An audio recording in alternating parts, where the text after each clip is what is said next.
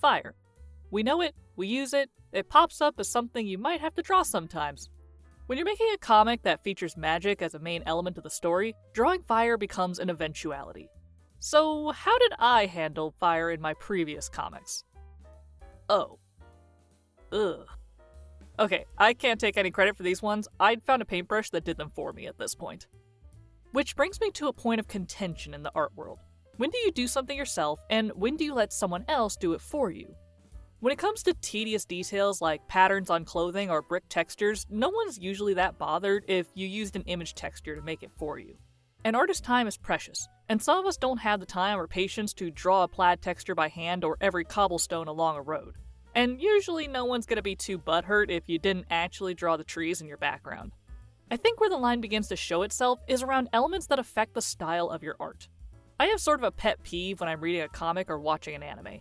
It really bothers me when I see something on the panel or frame that is so jarringly not in style with the rest of the image. This usually happens when someone has clearly and poorly used a 3D rendered item in their 2D work, or they've used pre-made assets or textures that don't fit with the style of their work. Again, I understand that not every artist has the time or resources to draw everything themselves, and I can respect that. But when it starts becoming obvious that you're not doing your own work, I can't imagine ever being truly happy with myself as an artist. It's why I resisted using effect brushes for the most part. But I cracked when I saw how bad my fire effects look compared to everything else. And as someone who is usually on a mental deadline to get a new chapter out every 7 to 12 days, I didn't have the time to sit and properly teach myself how to draw fire. Until now. To get started with my fire studies, I decided to start with the simplest flames I could think of. Candle flames. Pro tip, when you're first learning how to draw something, try to find the simplest version of it as a starting point. I'm sure even someone who doesn't consider themselves an artist can agree they'd rather draw a little candle flame than a roaring bonfire to start. Starting small like this gave me a chance to hone in on the simplest elements of a flame. I started by looking up images of candlelight and drawing the blocks of color I saw. They don't look very pretty, but they demonstrate a few patterns we can identify with fire. First is that obvious teardrop shape. Your standard fire tends to start thicker at the bottom where its fuel source is and taper as it goes upward. The second is its color. Ready for some fire facts? The color of a flame indicates its temperature and the efficiency of its burn. If I ask you to think about a fire, the first colors that likely came to your mind were orange, yellow, or red. These colors represent the spectrum of moderate and low temperature fires, with red flames being the coolest and colors like orange, yellow, and white being progressively hotter. Blue fire is where some of the hottest temperatures are. It indicates the area where the most efficient fuel burning is taking place. In the case of the candle, it makes sense to see a little edge of blue along the bottom right by the fuel source, the candle wax. You'll also often see blue flames when igniting a fuel source like gas coming out of a Bunsen burner. The more efficient the fuel delivery, the hotter the flames. So what do these little flames teach us about fire? The further the flame is from the center, the cooler it gets. Notice how most of these flames have a ring of orange around them, indicating the furthest, coolest edges of the flame. The closer you get to the center, the lighter the color becomes, until you're usually seeing yellows and whites in the middle of the flame, indicating the flame is hotter toward the center. But what about those dark patches, you may be asking? What's going on there? That's the candle wick. Fun fact, the wick of a candle isn't a fuel source, it's an ignition source. Meaning all it was meant to do was give the flame somewhere to start before it began to burn its real fuel source, the wax.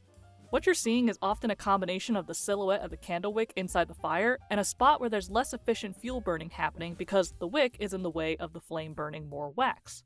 Less efficient burning means lower temperatures. Lower temperatures means the presence of red or even dark red flames, like what we get here. You may also have noticed then that candles that burn with a wick as the ignition source tend to have a little divot at the bottom where, again, since the wick isn't a fuel source, there's nothing to burn. So you end up with this little patch of space where there's no fire. The absence of the divot is either a case of the flame being more stylized in its drawing or indicates a gas burning flame. Like in the case of the last one, which is a flame burning from something like a Bunsen burner. These blocky flames are not particularly pleasing to the eye, and certainly not how I intend to draw flames in my work. In fact, I was so bothered by how weird they looked when I was done that I decided to try something. I duplicated the layer and went to the smudge tool. Real fire isn't blocky like this. The edges can be surprisingly defined, but everything inside tends to be more seamlessly connected. So with alpha lock on to keep the flames within the bounds of my drawings, I set to work smudging all these colors together. Now that looks pretty neat. I added a little extra glow effect around the edges as it was something I saw in the references. And I did blur the outer edges a bit afterward. These look more like flames. Now that I felt like I understood the structure of a flame better, I decided to ramp it up a notch by specifically looking for examples of flames with 2 tails instead of 1. Once you get out of the realm of tiny candle flames, fires only get larger. The larger a fire gets, the more haphazard and undefined its shape becomes. Certainly, if you look at photos of real-life campfires, you may find it difficult to describe the shapes going on. So I'm doing the next phase of my research in the realm of unreality. I'm relying on good old cartoon drawings of fire to see what people take away from a fire as it gets bigger. I specifically looked for images of fire where there were only 2 ends. A basic candlelight has only one in that teardrop shape usually. As a fire gets bigger, it starts to branch and waver a lot more. I wanted to start getting an idea of how those wavers worked before getting into drawing bigger fires. That got me here. Once again, I used blocks of color, and though I used all the same colors here, I kept the color order from what I'd been seeing. In general, a cartoon flame tends to have a white center base that radiates out to yellow, orange, then red. The shape of these flames varied. Sometimes a flame kept that teardrop outline and added an extra branch. Other times, I would describe it as more like trapezoids with thicker bottoms and smaller tops, but still distinctly blocky compared to a teardrop. The insides of the flames interested me.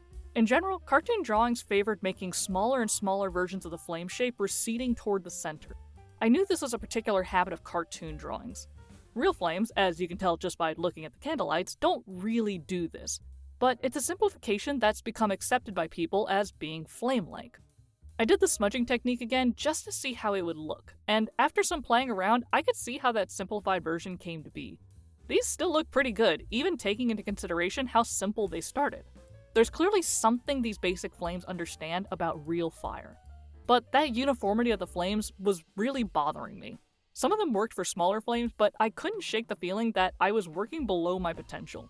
I decided it was time to take what I learned so far and draw some bigger flames. For this, I looked up cartoon images of campfires. It ramped up the complexity of the flame shapes pretty quickly, but as you can see, the basic color principles remain the same. Lighter colors in the middle, redder colors on the outside.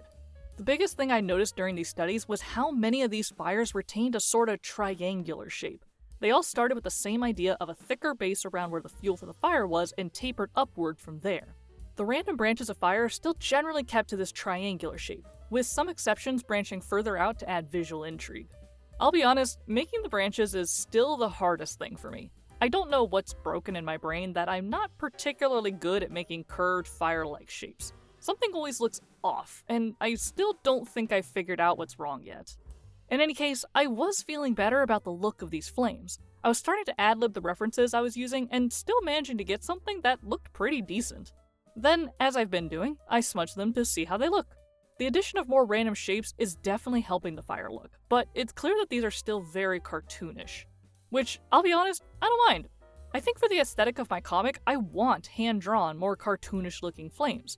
I didn't set out with the intent to learn to draw fire realistically, though I'd certainly like to eventually get there. I felt like this was a good stopping point for now. It's important to take breaks when studying to give yourself time to internalize what you've learned and see if there's anything you'd like to do differently. For me, I was feeling more and more confident that I wanted to learn how to draw stylized fire for my comic, which meant looking into more specific examples of stylized fire and learning to draw from there. That will be a topic for next week's newsletter. I'll be perfectly honest, these newsletters eat a lot more of my week than I anticipated between the studies, the writing, and the video making.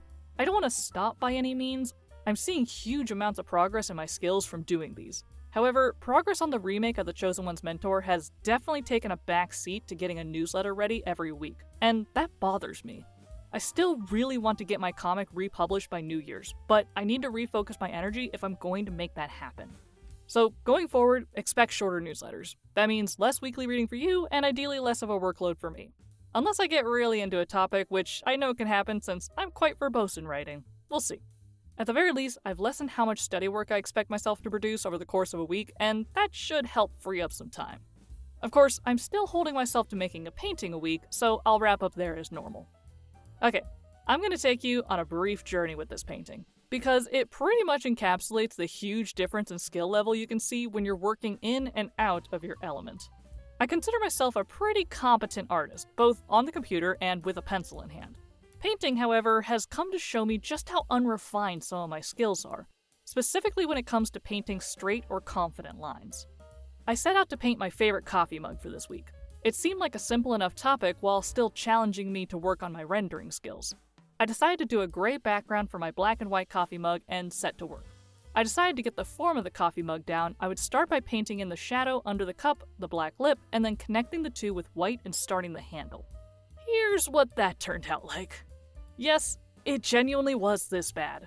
I have no excuse for how I made such a cartoonishly terrible looking mug besides the one thing that quickly became evident to me as I was starting. I do not have a confident hand. In my sketchbooks, my art is small. I can leave the side of my hand on the paper and work by moving my wrist to draw. In digital, I can endlessly zoom in and out and use tools to help steady my line work. I also have an artist glove that lets me rest my hand on the tablet for added stability. When painting, I can't leave my hand on the canvas for stability, and there are no digital tools to save me. I have to hold my arm up and move from the elbow to paint. I got decent at this from having to do it for years in college, but college was many years ago, and those skills have definitely rusted. I was able to hide this lack of refinement behind messy work and pieces that were more organic and didn't require hard edges.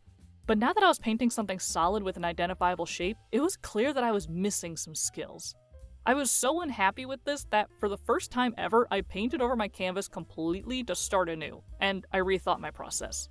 When you're drawing still life, you're supposed to look for shapes. Shapes like cubes, cylinders, and pyramids help you render the right shapes and help you understand shading. A mug is obviously just a cylinder. I should start by focusing on that cylinder shape. So I started again, but I went in the opposite direction. Instead of starting with the shadows and dark parts, I started by rendering a white cylinder as best as I could with an angle brush. Now that I was working with a single block rather than trying to connect two separate arcs, the results were way better. This was something I could work with. This was a base that would let me build neatly on top of it. I then went into the zone, so I neglected to take pictures of the rest of the progress, but needless to say, I'm a lot happier with how this one turned out than how the first one was starting. Granted, my lack of confident line work still made this messier than I wanted. The lines are wonky and it's still pretty unrefined. It became very clear very quickly that I need to work on steadying my hand if I want to get better at this, and that takes practice. There isn't some magical tip or trick that will suddenly make your lines steady. I know the trick to use your whole arm to paint, I know the trick to go fast when making big curves, but at the end of the day, those are just tools laid atop hours and hours of practice to increase the confidence in your strokes. That's when your line work will become cleaner. So there's nothing left to do but keep practicing. I hope if you take anything from this painting of the week, it's that even artists who have been working for decades can still have weak areas. That's been part of the fun of painting. Everything I've done, I could easily do in an art program and they would turn out nice. But there's something far more satisfying to seeing your skills develop right before your eyes as you pursue something you're admittedly not great at, but you're actively trying to get better at. I think that can apply to anything, not just art. But that's all for this week, gang. Thanks for listening.